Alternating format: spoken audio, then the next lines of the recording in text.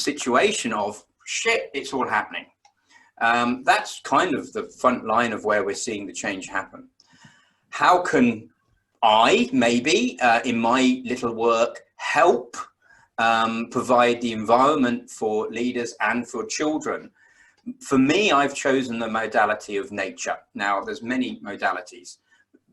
For me, a lot of this worldview shift finds its root in a separation from nature, from life, a sense of separation, whether you call that the ego becoming more accentuated, more left brain hemispheric, or more masculine, or whatever it is. There's a tuning out from the inherent grammar of how life works.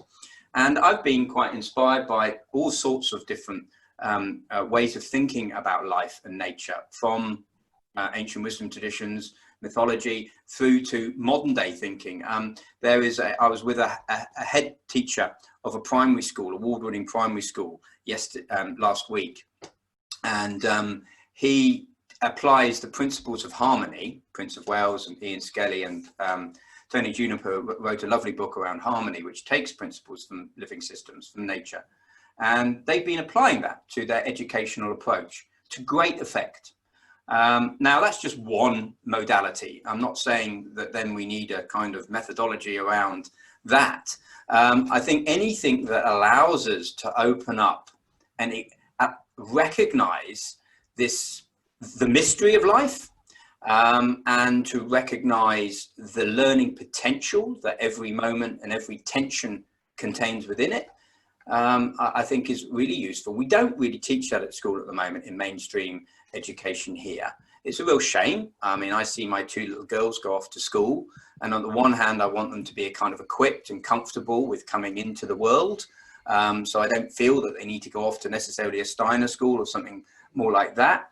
And yet we are both, my wife and I, conscious of that we don't want them to just become products of the machine. So it's a funny balance. I mean, I actually feel we've got quite a nice little school, and it's surprising how many teachers, you know, they don't have to be aware of sustainability or purpose, and so, but some of them, you know, they have big hearts, and they just naturally teach a bit of this stuff anyway in their own way. But yes, I agree. Right at the heart is education, and starting with children all the way through. I'm just choosing to work with leaders so they can create some cracks of light in the system there. So as the generations come through, there's at least a little bit more light. And I'm also choosing to work with nature because I've noticed in my own self what a powerful effect it has on my own coherence and sense of connection. You mentioned Giles, the book by Prince of Wales and Tony Juniper and a couple of others. Any other groups or resources that you know specifically for young people and children that will be interesting for people? Oh, for children, I was just about to launch into some nice books there on leadership, but no, children. Not your specialist area, I realise. Not really my specialist area. The only reason why I know Prince of Wales is because I read the book, which is for adults, but he then wrote a book for children. Okay. Of course, this is completely universal. Well, we'll look up, and if we come across any, we'll The share. Little Prince is a lovely book. Yeah, sounds good. Good stuff. Thank you. I'm conscious we've actually only got a few minutes left. Thomas, you early on had a very practical question, actually. Thomas Chambon. Oh, someone's just said the giving tree as well. Thank you.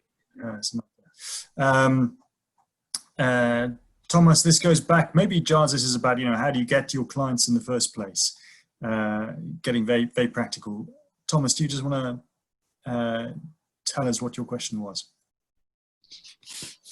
Thank you. The question was regarding the way to speak about these regenerative topics, how to attract, how to catch the attention of either the people or the companies. And I'm thinking about that because currently I'm working in it's a small consulting company promoting the circular economy and for the companies, the regenerative business models. And it's always a little bit difficult to find the proper wordings, the proper ways to catch the attentions of the business, to understand that regenerative is not only thinking just about making the world greener, but it's also a way to approach business. It's a way to behave. It's a way of a lot of things. but if you have some advice in terms of communication, let's say.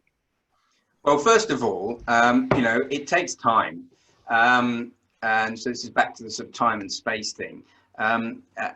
For people, so I was on a call yesterday where people were going, but the word regenerative, you know, it's okay in our circles, but most clients now just want to talk about sustainability. Well, I remember not that long ago, now admittedly I've been in this game for a while, people saying the same about the word sustainability. You know, oh, it's all well and good using this word sustainability, but yeah, so, you know, it just takes time. And that doesn't mean to say we shouldn't use words because we can't change. We just need to have patience.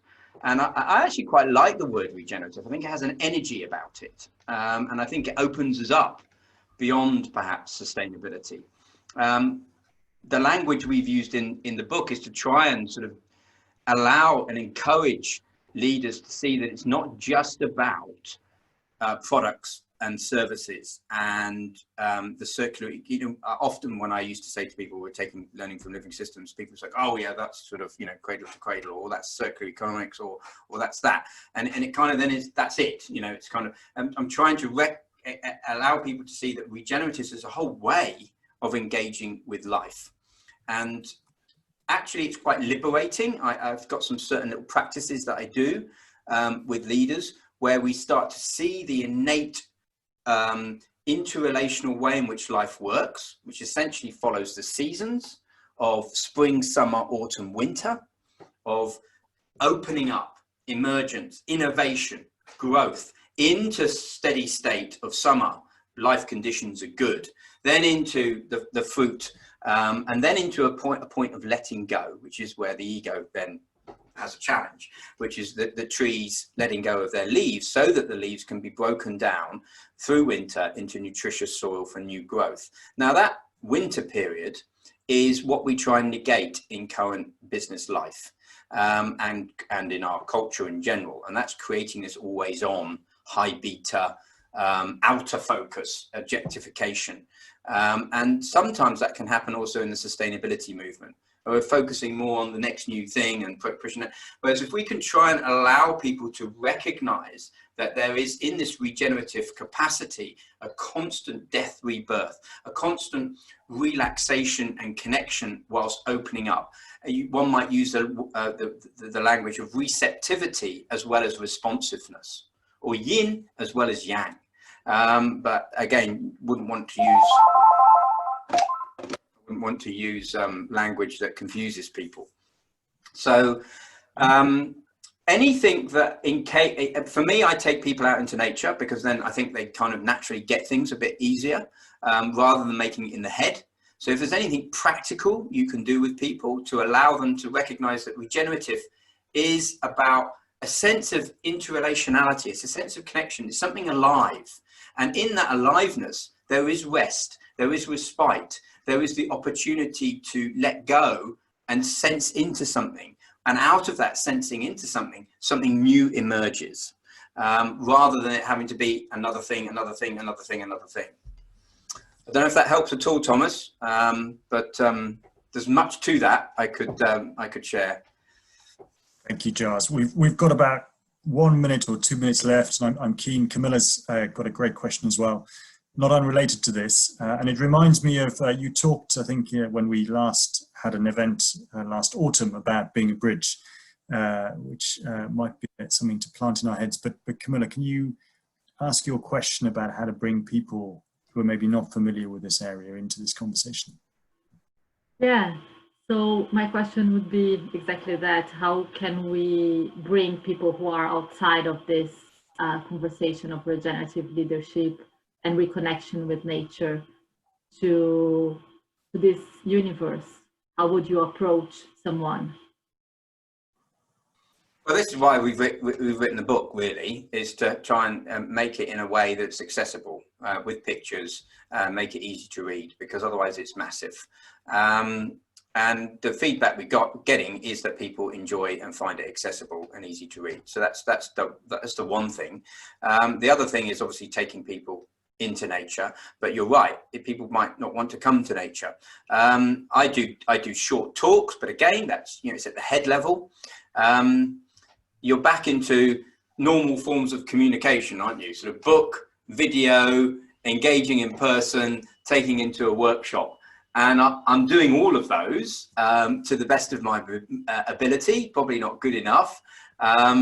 Really, I think what underpins all of it, Camilla, is how are we being while we're communicating? How am I being when I show up to the leader, when I engage with them? And so my approach, because I purposely went into business many years ago because I could tell that there were fundamental problems with civilization. And so my background now, having been in KPMG running a practice around business transformation, having been a global director around sustainability, and I can speak to the C-suite in a certain language to make them feel comfortable that they don't think this is about some hippie stuff. And then in that process, once they feel comfortable, then start opening them up. So it's a process. So they feel comfortable with this, that actually this is first and foremost about helping their business become future fit, become more viable. Who doesn't want to become future fit? In that process of becoming future fit, we have to open up as human beings and go on our own developmental journeys. And that usually is actually quite liberating for people. So at Ashridge, for instance, where I take mainstream leaders into nature, many of these people are just not interested in regenerative. But by connecting them with how nature works and how to see things in ecosystems, people kind of open up and go, wow, this reminds me of what I thought of as a child. This is great. I've got permission to bring this into the workplace. Thank you, Camilla. Thank you, Tom. Thank you, Wonderful, everyone. Giles. Thank you. Thank you for the time, Giles. It's a lovely place to stop there. I think at the end you were saying, in many ways, there's not really a magic to how we make things happen. We all have to use the tools that we have, and they can be tricky. But a lot of it depends, like you say, on actually how we are and how we show up, not necessarily on what we do. So many thanks for your time, Giles. It's much appreciated as always. Yeah, looking forward to continuing our conversations, both individually and with the whole On Purpose community as well. We've just got a few minutes before the next session starts. So thank you everyone for joining. Do stay online for the next one. Giles, see you soon and many thanks.